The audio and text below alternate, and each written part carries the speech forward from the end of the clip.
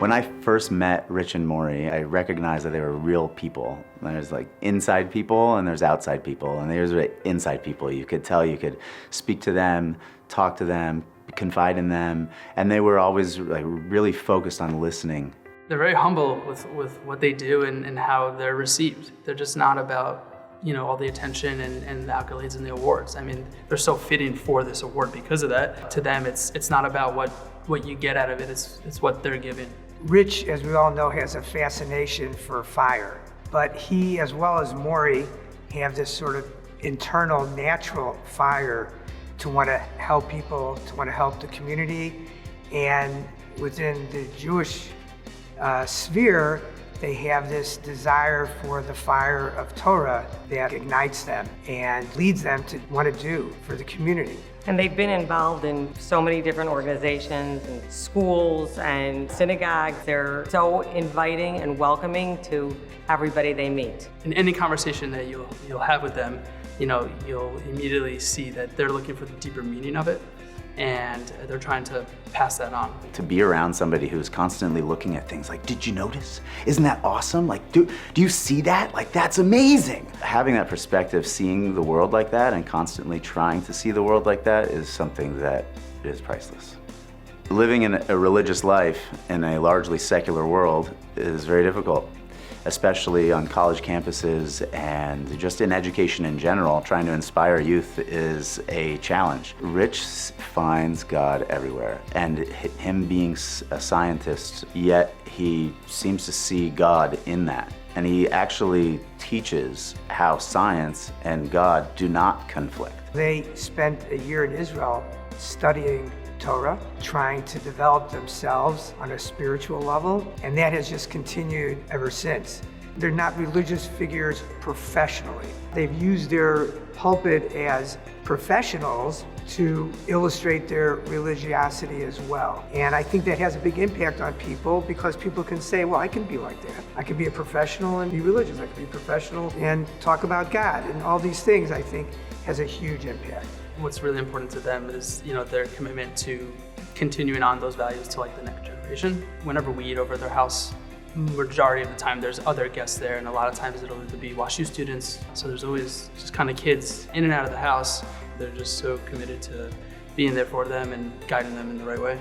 They're the perfect example of tapping into their unique strengths and abilities and finding ways that they can influence in that way. Specifically with the JSU mechitza, or my dad has been working on these mechitzas since I was a child, and I remember the dedication he had. There were always pieces of them all over the house. I remember my mom on the driveway like gluing the pieces together. I just think it's the perfect example, because my dad's an engineer and he used that to make a difference in the community. So I think the partnership is very important, but also like thinking about yourself and how you can specifically give back. They're very passionate about whatever they're involved in doing. That level of passion, commitment, and their energy is what will be remembered for years to come. Maury and I are so grateful to be honored by JSU, particularly at this time.